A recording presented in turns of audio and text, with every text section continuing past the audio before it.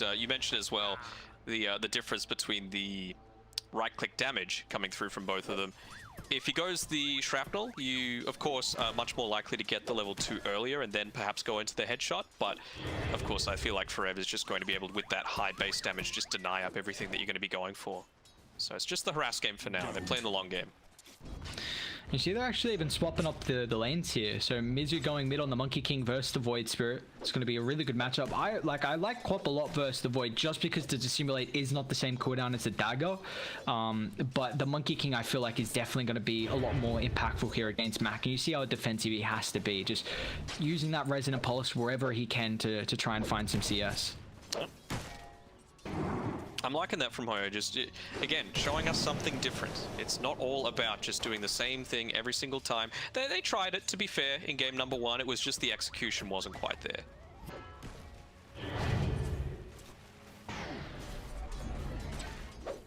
How's Sniper been going? This feels like the sort of thing that, you know, if you're a watcher of the European region, that Liquid might run. You know, just throwing the Queen of Pain into the safe lane, just for something really aggressive for Mickey to play. So I'm glad to see they're changing things up. Well, they might get a kill on Jhocam down bot though, as Tino is going to be able to pick up first blood here. Just Jhocam, unfortunately with the Earth Spirit, didn't really have Forev to be able to play with there, and well, he's going to get pushed out of lane here now with that death. Yeah. But being able to just stand here and get a decent amount of blast hits, he's sitting at the top of the net worth charts, of course. The kill helps with that, but he's got the take aim to be able to, again, just stay as far away from this Underlord as possible. You just need to be able to outrange it. Once he gets a couple of those points, he's not even going to be caring about the atrophy aura either. And right now, he's even just sitting right on the edge, so one more point, he's going to be just fine. Let's see, Forev. Look at that Cinder Brew as well to be able to find the connection with Tino with that headshot. That's kind of cool, actually. Oh, Oracle. Set Zero just gets brought down to the top side here. Boomy and Bok doing pretty well. That Observer Ward's doing so much. They realized that on Jhocam that they've got some sort of vision in this area that they were able to rotate through. Just clips the edge of it as well. So lucking out a little bit there on HOYO's side. So you know the trouble here? Jhocam has both the abilities up, so rolls in on CML. Yeah, exactly. Who's putting the pressure on? Tino. Gotta be careful though, because Forever's gonna dish out a lot of damage if you stand your ground, and yeah, he kind of recognizes that the Underlord hit him pretty goddamn hard, so Tino's gotta back off. Oh, wasting a tree though. Just giving CML a bit of thanks for handing over the salve. The plan was to use that on the tree there to be able to get the extra regen through. He eventually still does get to use it though, with the new tangos being delivered. See I'm just gonna say the mid lane here for Mizu, 9 denies compared to Max 16 and 3. Has done a pretty good job though, at least being able to find some CS thanks to Resonant Pulse, and especially once he gets the bottle. There's going to be a lot of emphasis, I think, on the supports to make rotations by that 4-minute mark. But you see CML was kind of not in a position where he can, and actually the Furion even went top as well. So maybe Mac might not be able to get this. He doesn't have the bottle just yet, so once it comes back out, he's going to have 3 charges anyway to be able to utilize.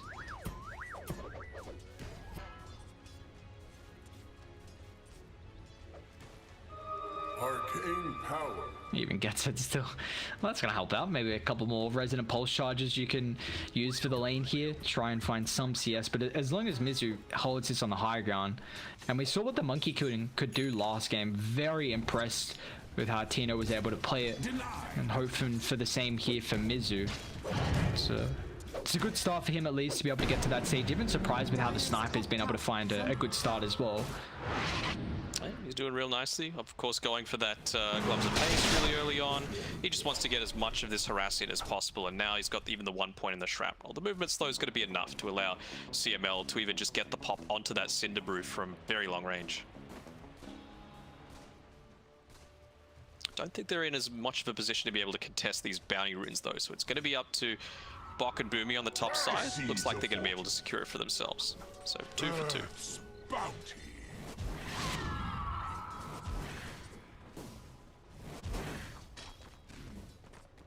So still not an action-packed start. Waiting to see where the Earth Spirit's rotations are coming through. And well, speaking about the Earth Spirit, Jhocam is thinking about rotating mid, and he's got this backstab as well, so it's gonna make it very difficult for Mac to be able to get the early vision advantage. And looks like he's still alright. It's still a lot of TP rotations mid though. Boxed level 4 even going to come over. Doesn't get a lucky shot, unfortunately, and it's a lot of life still coming back from Mizu, and he's actually going to think about turning because Bok did commit, and they're going to have another roll up in a couple of seconds here from Jhocam, but they're going on the same target.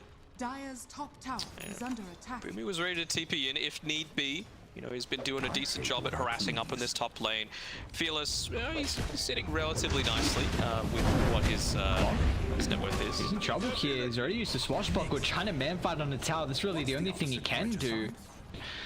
Price, and I don't believe they saw CML pick up that invis, so they're not going to know he's mid at the moment.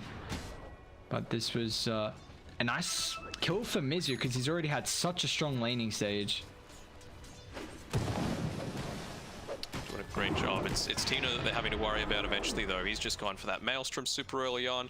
Good again at just being able to deal some magic damage, split up their damage sources a little bit, so it just can't all immediately be impacted. Great for farming as well, to rely on the shrapnel constantly. Man, I'm very surprised at how the Underlord has not really got much out of this lane, and I was a bit worried that I said that I think the Underlord's going to have a pretty good game where he can really be the tower defender, but once again we're seeing Forev push back into the jungle at a super early stage, and well, CMO, he might just get caught down the river. He was playing around mid for, looks like what would be a little bit too long, or his shrapnel off from Tino. Even Boomy's going to come over. This is a big kill on Mizu if they can find it, and Tino's just easily able to go to work here. He's got a little bit of life still thanks to the Jingu. Oh, the Mischief that's not going to be enough in the end. Or will it? The disarm Mischief? No, he doesn't get away. And now with the Rap through as well, even Mac getting involved has the level 6, so that's a big rotation for the Void Spirit because he was struggling in the lane, and they actually find all 3. So a mega Esports, another really good start to their game. Nice attempt there by Setsuru that time around. You know, being able to get the clutch Fate's Edict off onto the sniper, but he just covered all of his bases perfectly. You had Boomy who TP'd in, you had the shrapnel up onto the stairs, so there was nowhere for him to run.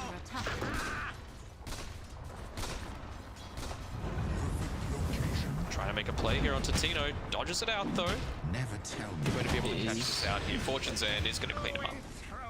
A little bit too far pushed up there, the sniper, and this is the thing, you are very squishy, and Dire early on at the moment have some decent ways to gap close, especially with that Earth Spirit, and it slows to lock him through, and it's, you see that Tino this game has to be super on point with how you position. It's always the case with a sniper, but it feels like with this much gap close, it's just even more pronounced this time around. I think he just got a little bit antsy to try and push that tower. He had a siege creep helping him out, so it's understandable, but still not affordable. And Forev, poor guy, he goes down again. Struggling, and I like how Max instantly getting involved with that ultimate. I mean, he even loses the core, and that is just gonna lessen his opportunity to farm in the jungle. Like that cell of clarity. I guess the bottle still gets refilled once he respawns, but even just the little things here. But I like, once again, Dire fast-paced movement, really not trying to give the sniper any space to find farm. They need some rotations though. Here comes one. Tino still falling low. Now it's just going to allow Mizu to go to work with the Jingu stacks. Boomy, unfortunately, that Sprout will not protect him. They do get the kill on Fearless though, so the Rolling Thunder around the cliff there, enabling Bok to chain lock in Fearless. Yeah, I'm liking how aggressive they're able to do this though. Oh, they've actually found out Boomy. He has to be a little bit careful here. They've got the Boundless Strike, and it's going to be able to clean him up as well. So this aggressive style just fits them so much more. Strong laners feels like the way for HOYO to be able to take out the victories. Yeah, and they're utilizing this early advantage that Mizu had, and you take a look at the skill build. This is also, you know, getting recognized with how he's been able to play his game so far. putting more points in the Jingu, more points in the Boundless means you want to be brawling. You know, if he had more points in Primal Spring, maybe this is just where he wants to try and keep up with that farm, but really helping out in these early fights, utilizing that great start he had, and just Jhocam, the power play that he has on the Earth Spirit, one of his best heroes, and you know, helping out with these early rotations. So they've at least made it somewhat respectable through the first 10 minutes. I mean, it's only a 1,000 net worth lead from Omega, and with Mizu on top, it's going to feel nice. But Fearless in trouble down bot once again. Buck rolling thunder. Fearless, unfortunately, Jhocam actually kicks him forward, but maybe that's maybe they're thinking about going instead. Fearless doesn't have the blink to be able to utilize that jump forward with the Fortune's End, but looks like Jhocam's once again be able to catch out Boomy here. And with HOYO's rotations, they've got all 5 with the catapult wave, so they're going to try and net this into a tower advantage as well. Yeah. You talk about the Fearless style of hero, this is it. You know, just jumping in underneath a tier 1 tower without a care in the world. You know you've got your team to back you up. So, yeah, I'm feeling a lot more optimistic about HOYO this time around. Finished up the Maelstrom, though, on Tino here. So, Fearless, he's going to be harassed out a little bit. They're, like, this is a completely different game from HOYO. You just see how fast they're playing. Like last game they were relying on their ultimates. This game it's not the case. Like Mizu can scout. I see where Tino is, but Jhocam's already dropped the roll, but it looks like still with how squishy the sniper is early, we're constantly seeing the rotation from Boomy, but it's not going to be enough. But this time they will have that extra reinforcement of CML's ultimate with the split coming out. They're going to try and drop the Wukongs just in case they try and dive aggressively on top of Mizu, but the power of the Brewmaster can control him up through this duration, so really limiting the damage that Mizu is able to dish out.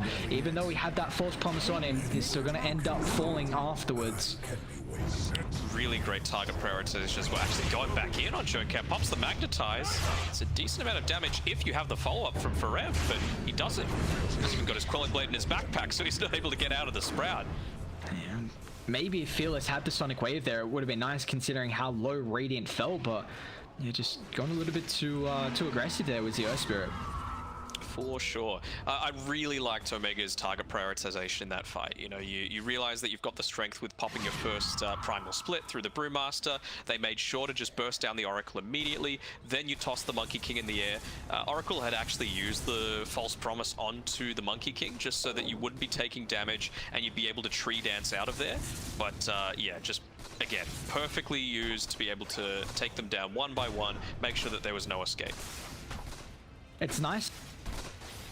It's going to limit what healing you can do through the false promise. You kind of just negate that, chuck him in the air, no Oracle heal potential, and you see at least through that fight really utilizing the nice Bruce. But then I'm excited to see how much farm CML will actually get as this game continues on. Unfortunately, the position 5, so not going to be getting too much net worth advantage here. But once again, top lane, I mean, it's just a action-packed game 2 here from Omega and HOYO, going through multiple lanes to try and find these kills. Mac and CML smoked up down bot as well. They want a little bit more of an impactful kill than the position 5 in the Oracle, but unfortunately looks like they're just going to have to settle for that.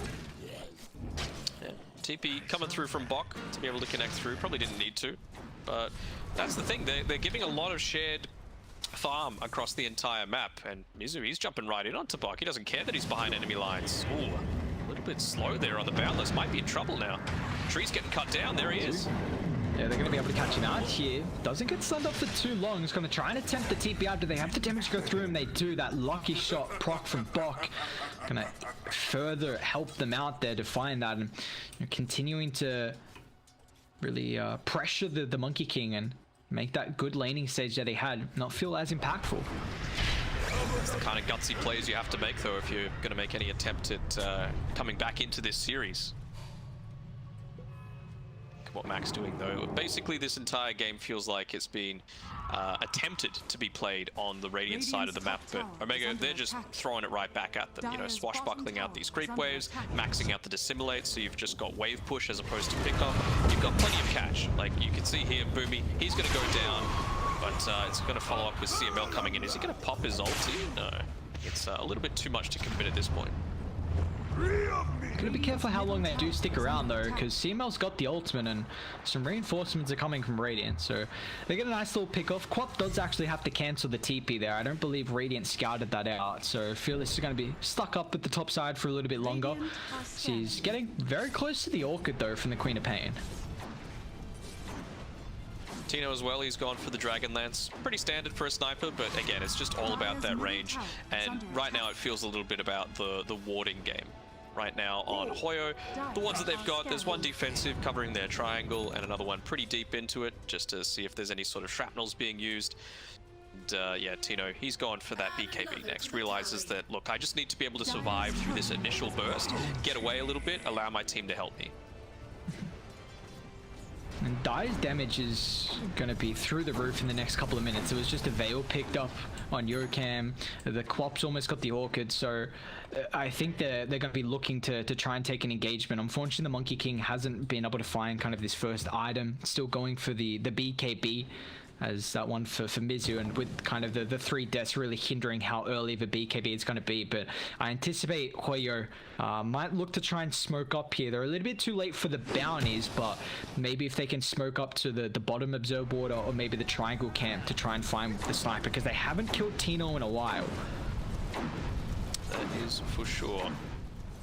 3 deaths, so you know, probably a few more than you would be liking from your position 1, but he just wants to be able to farm as safely as possible. You can see here it's 16 minutes in and he's body blocking his creep wave up. He just wants to be farming underneath his tower if he can be. The life of a sniper, 1400 HP, just cannot get jumped, 330 movement speed. He just blocks it and chucks out a shrapnel and he's just gonna go back to the jungle. Why not? That's the safety place. Sit in the triangle, like always. Safe for the cause. There were a couple of times where HOYO tried to invade. One of them, you know, turning out really well, obviously. The other one causing that death onto the Oracle and the Monkey King. But, yeah, I feel like they've abandoned that thought a little bit here. We've got even some stacks coming out. Maybe this will be where Omega try and make something happen. You know, the 17-minute mark, we've got stacks forming up. You're going to get those tier 2 items. Sniper's getting closer to that BKB for himself, so I think as soon as he finishes that one up, they're just going to hit the go button.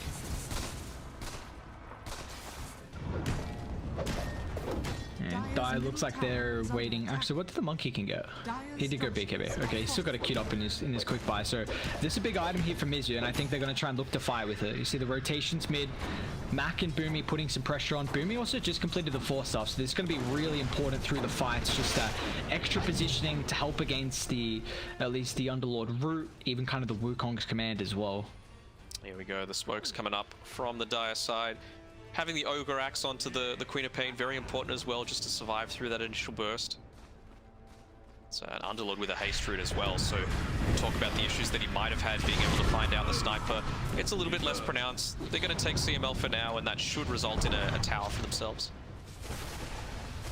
I wonder if CML was trying to pop that smoke there and maybe thought he had some team nearby, because he had the ultimate, but he's down for a little bit too long to be able to help out. Now with the root actually locking it too, but the Earthquake just gets melted. Tino's still on the backline, the T2 tower, so they can't really get on top of the sniper. The Wukong's still, you see they find a couple here, but it looks like HOYO have they dived a little bit too hard, because Tino's just going to work on the back once again. Fearless jumping forward, he's going to have to blink up in a couple of seconds. We'll be able to disengage, but man, when they don't get on the sniper, you see the damage that Tino can dish out there.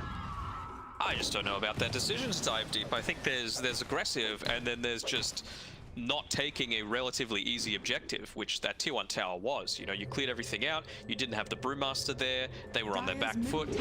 I think it's just a very simple decision to take a tier 1 tower that's gone begging. It's happening bot as well. They find the kill on the Oracle. So CML pops the ultimate there for that. Meanwhile, the rest of Omega also getting a T1 tower, and they're hunting. They're trying to invade the triangle camp here. Some vision up from Dai. It looks like they also want to answer the movement and protect this. But that was your 10-second BKB from Mizu. Like a lot of items getting revealed from HOYO, and just kind of the communication, it feels like, from them a little bit lackluster, diving a bit too far and getting punished. And Mega got to be happy, because that's a fight where Sniper doesn't get picked off, gets a lot of kills, and now he also didn't have to pop the BKB. That's 10 seconds down for him. He's got a Grove Bow as well, so talk about range. He's feeling pretty happy with himself. Even that Hurricane pack coming out next, it's just a game of survivability. You've got the damage. It's just all about being able to outrange this Underlord especially.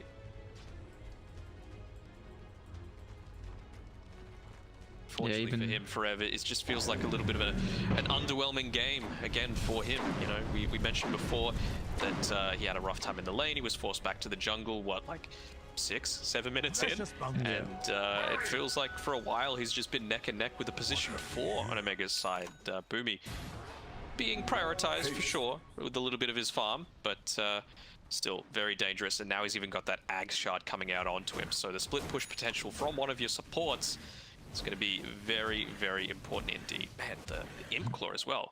The ultimate, you can make the plays, and now he's second in net worth, and I feel like Mac has had a lot more impact than they were probably expecting from HOYO in that matchup, and been very impressed with his performance so far. That's the power of going that Dissimulate build as well. It's very non-committal, you know, it's a lot of quick burst damage into a creep wave, and you know, you're really not caring all that much about staying in lane all too much. You know, he hasn't been the one to start the team fights. That's the great thing about this Brewmaster. He is a thick boy, so you can just throw him in first alongside the Pango. Even Boomy, you know, taking a lot of attention away through his TPs. You hear that group of trees starting to spawn, and you start to panic a little bit. You can see here that they're trying to do it now onto Forev. Should be able to get out there. But it's even just like forcing the ultimate where Forev's, you don't, I guess the rest of Omega was starting to come down. I think Bok TP'd, Seema was already around mid, so they don't really force much out of it. Now that's the Underlord ulti now used, which is a nice mechanic from being able to reset a fight or, you know, push an aggressive spot on the map. And the only other option I was thinking of, you know, you mentioned before, what can they do to come back in on this on HOYO? The other option was kill Mac, but he's getting pretty damn close to his Accept, which is going to be able to disrupt a lot of these, you know, early initiations, these chain combos. You've got the silence that's coming through from the Earth Spirit, and, you know, in an ideal world, you want to be able to lay in a good amount of damage onto him so that he's forced to pop the Eul Scepter nice and early, so you can follow it up with the Orchid. But now that he's got the Ag Scepter in 20 gold, you actually aren't quite as worried. You know, after the Eul Scepter, you should at least be able to get off a Rezo Pulse and maybe disrupt a lot of the damage that's going to be coming in onto you. See, they were trying to find the Earth Spirit through that top river section here, but unfortunately Bok just a little bit too late with the roll, and there's the Aghanim's now completed, and Tino's still been free farming on this Sniper. They have not touched him so far. Those 3 deaths were, you know, relatively early on. We saw Dai were doing a very good job with the Monkey King and the Earth Spirit making plays, but it's kind of felt like they've been in a difficult spot. Once again, Radiant have done a very good job at keeping the lane shoved out, limiting the opportunities that HOYO have to make aggressive moves, and Mac actually wants a pick off here with the fresh Aghanims, that extra charge in the silence. Quap's got the BKB just in case here, and with the rotations, Mac's actually just going to disengage, so forces them up. And Bok's gone, my favorite Ag Shard. Not just because of how good it is, but it looks so cute, you know, when he rolls into that little ball. They're going to be able to pick off Sensitive here. Just on a little bit of a warding mission. Yeah, and that pick-off's enabled because Mac forced so many rotations up top. So you get the Oracle who's trying to get some wards down. Now Mac can just counter shove out this bot lane. Meanwhile, just continuing to find space for the Sniper. It feels like this game, like HOYO aren't doing enough to limit the Sniper. So do you think they can deal with him as it gets to the later stages? I mean, they were in the first 10 minutes. I felt like their pressure on him was very good, but yeah, they've just left him completely unopposed after that fact. And, I mean, it's not like he even went for a first item BKB. It was, I think, 3rd item after the Maelstrom and the Dragonlance, so there was some definite kill potential there that just wasn't realized. Good old spam with the Rolling Thunder. Yeah, he's got that shard now to utilize as well. So we'll see how the plays that Bok can make with it, but it's a game where the jump in from Fearless. They do find the Void Spirit, but this Dual Scepter factor, there still is another silence. Now they're going to be careful because Sonic Wave's going to get this shot as well. It's a lot of damage on Mac, but he's not going to end up falling at the start. Has to pop both the ultimate charge. He might still tick out to the dagger, but the CML Primal Split's going to come through with a follow-up on Buck. The roll is about to expire.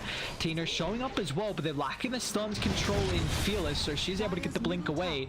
Their next objective is try and find the Earth Spirit, who's rolling down to the bottom lane here, but Jhocam, slippery to catch here. It's unfortunately falling a little bit low on mana. Notice even drops the stick, so it drops the Iron Branch to just get a little bit of mana back, but Mizu actually going to commit the ultimate on top of the tree here. Box in trouble, gets the roll up, and now he's outside the Wukong.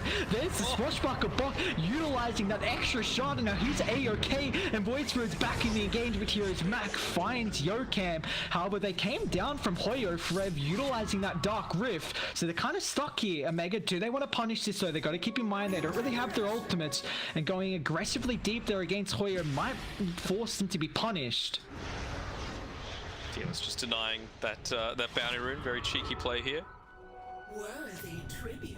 But yeah, you saw that what I was talking about before, right? The attempt onto Mac. It would have worked, but just because of how he was positioned and how they took the initial team fight, they were forced to use the Orchid first. That's 5 seconds of silence if it's able to get off. Whereas, still going to go down here on Boomy. So they used Orchid first, he was able to dispel it with his Dual Scepter, and then you followed it up with a Geomagnetic Grip. So that's only 2 seconds of silence. They don't have the same amount of lockdown. He was able to get off his Resonant Pulse for a little bit of physical damage shield, as well as, you know, blocking out some follow-up spells. And he was able to get away on, I mean, he was under the tower on about 70 HP at the end of that Shadow Strike. So it's just about, you know, the positioning, the coordination, and it feels like HOYO is still lacking that a little bit here. He's actually going to play aggressively here, even without Box ultimate. They want to try and take the fight. Max can commit both the charge on top of Z0. If they can bring down the Oracle before you utilize the False Promise, it's going to be massive here, but they're on top of Tino.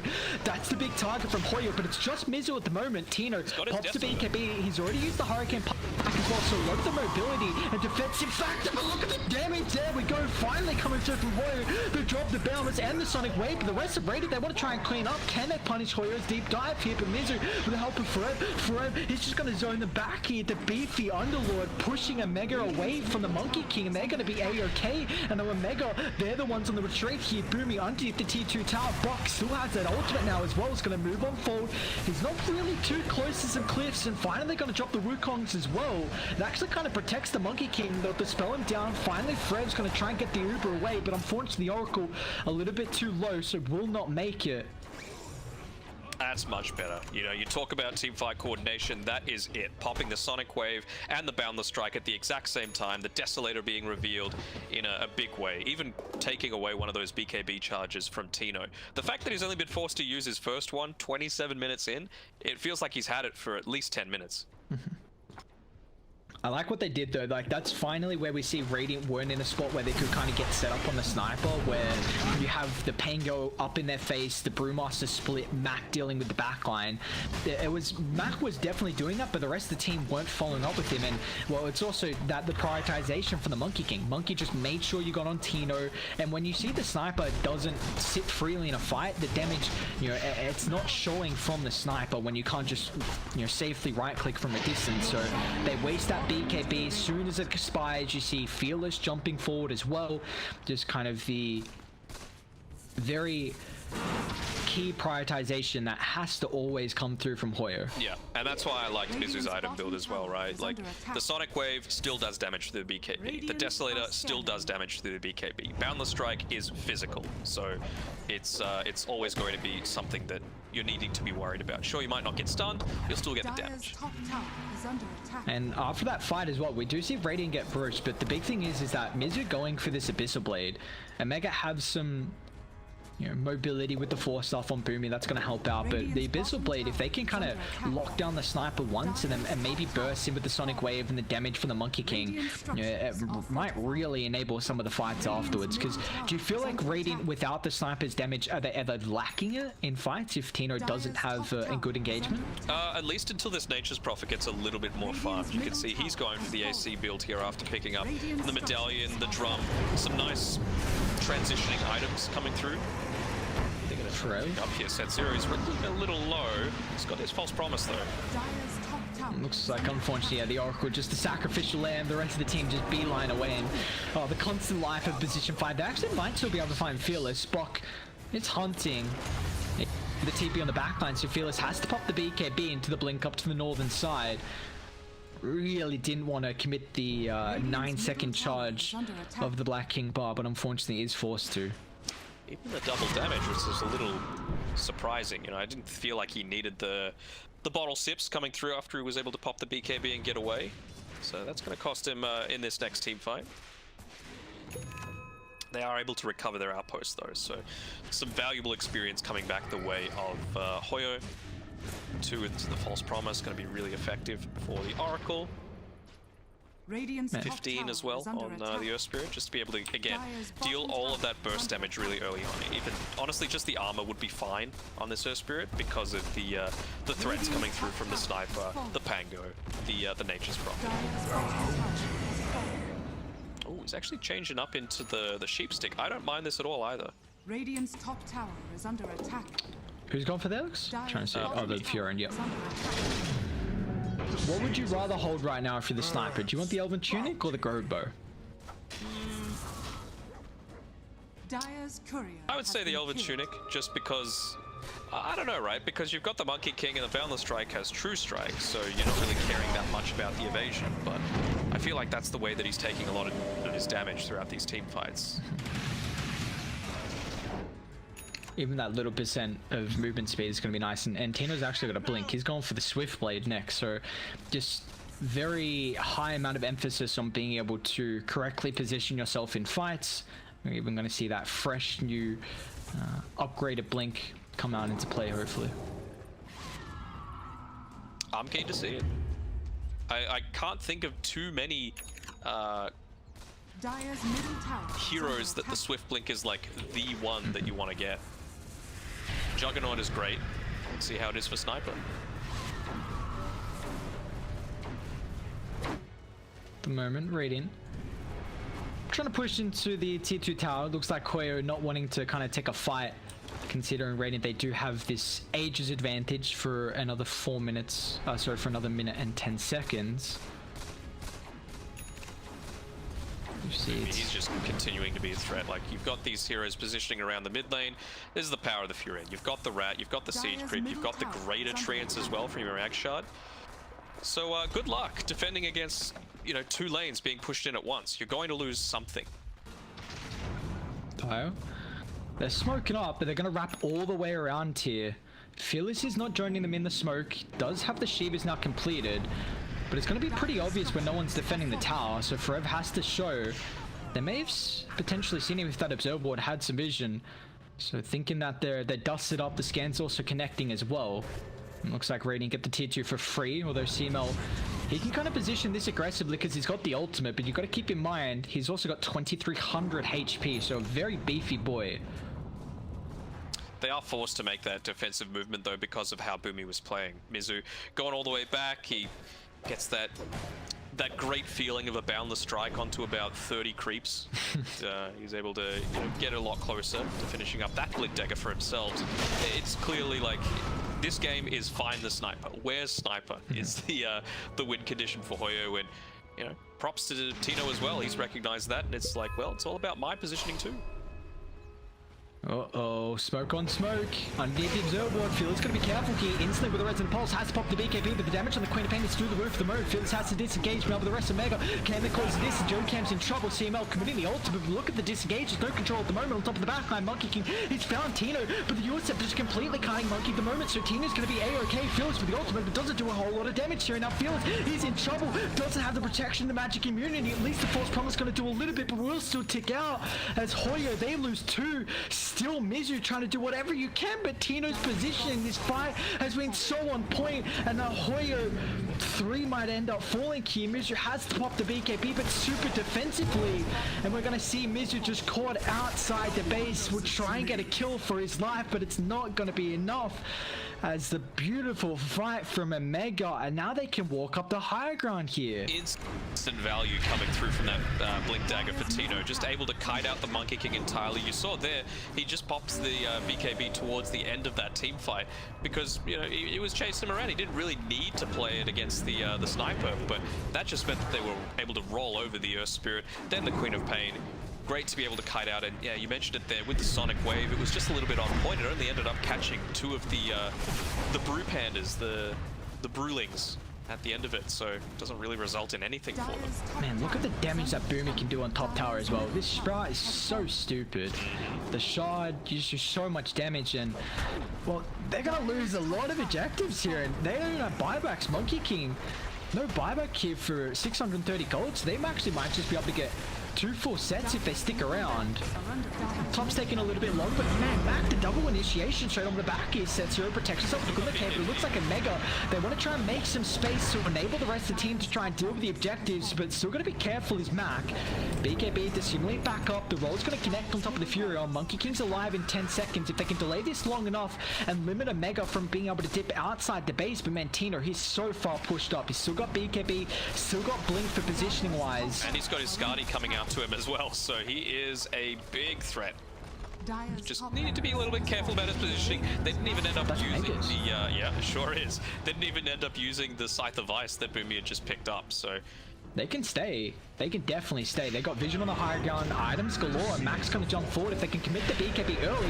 And this is Monkey King running away from the sniper. That's not what you want to do, but Mizu now with the Abyss Blade on top of the Wukong, making the chain lock down Max. Max in trouble is gonna end up falling. Tino's gonna be careful as well. Force up away. The Blink's about to come back up. And Jhocam into the roll. Fuel's gonna be able to fall up. Tino's in trouble. Pops the BKB, but beautifully done. Bok with the help of Brewmaster enables Tino to be able to disengage. Now with the Uber, they're A-okay.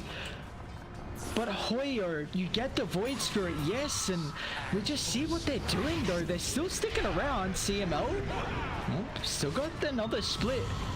Thanks to the Aghanims from him, but they're going to be able to deal with 2 of the Brewlings already. The Earth Panda is the next one to get chased down. I mean, Boomy's in range, but what can the Furion really do? Blocks him out for a little bit, but they're still hunting. They need this kill on CML. Even Tino's in range as well, but Tino's going to be careful because out of balance. Strike with the Sonic Wave and pushes them back into Jhocam's roll. Bok has to fall off the position for the 4th star, but Fearless, he's hunting, not giving any opportunity for the sniper to get out. You've got to be careful of your base, but okay, they take some decent fights here. They're still hunting Bok though. The bash coming through. Mizu, has he got the Abyssal Blade? It is available. Balance sets up for the roll, and HOYO will punish a Mega, but they are down Mega Creeps. Now in Denok, we have seen a Mega Creep come back so far through the lower division. Yangon and Galacticos were able to do it. But can HOYO pull this one out? They were able to do it with a rapier though, which is very different. And now you can see, like, Mizu is desperate about trying to deal with it. He's going for a 37-minute Battle Fury, and they're going in onto him. Oh no, when you go and needing an item like this to defend the base, I mean, he's got BKB. It's popping up very late. The team's coming over, is actually going to turn, but I believe the Void Spirit's just outside the range now. Mizu's just going to die. Jhocam, maybe he can kick him away, but it's not going to matter. Mischief, they still get the silence. He'll try with the kick, but the instant follow-up with the blink from Mac and Jhocam. He tried to protect his core, but it's going to cost him his life as they block the roll. And Mega, these 2 heroes just a thorn in the side of HOYO. Yeah, you know that they couldn't commit all 5 heroes to come over there. You've been mega creeped. You have to defend against the base, and well, it's not going to be all that useful. Fearless now, you can see he's got the Maelstrom. They know it's do or die. If they lose this, they're basically kissing goodbye to their chances of moving up to the upper division next season, unless, you know, if they went undefeated, very small chance, but they need to be able to take victories off all of the other teams that are currently undefeated in that bracket. Signal Ultra as well as Army Geniuses. And now this just gives a big opportunity to Radiant, where they get the second Roche, Aegis and Cheese. We see Boomy even dropping a ward deep inside the base here, so some information. We'll see what shenanigans Boomy can pull out, but man, whenever Monkey King is getting control through the fights from the Yules, from the Void Spirit, from the Brewmaster Cyclone, they're just punishing them. Like we see, he has to get on top of the sniper, and if you're not popping the BKB instantly, then you are just getting controlled in fights, and it's just allowing Tino to go to work. And well, Bok might just make some space for Tino to deal the DPS, and you see just that. Oracle will fall, they get the silence as well with the Rolling Thunder. They've got the Hex to follow up here, and Fearless is trouble with the damage. Pops the BKB into the blink away, but still the damage from Tino is hunting the Queen of Pain. Meanwhile, now with the Glyph, they're trying to protect the base. Still Team Force is standing. Tino's got to blink on 4 to try and find Jhocam. Has one more roll available, but instant blink. Mac counters up with the follow-up. They've got to buy back on the Earth Spirit. They've got to pop it instantly. Sniper's still got that extra life and the double damage from as well, but now with the Hex, Monkey King hasn't been able to get on top of the Jhocam with the backline's wrapped through, but Tino, this blink, they just can't get on top of him right now. The distance is well with the Hurricane Pike. Sonic Wave's just not enough here. HOYO, their last legs, trying to do something. Fearless will blink forward. They deal with the first light, but they're all down. Triple for Mac, and the G's are dropped. There's a Mega take the series 2-0, and they will now lead with 3-0. Flawless start to the Southeast Asia lower division, and Mega are looking so goddamn strong. They are indeed. It really goes to show, you know, the value of playing together for this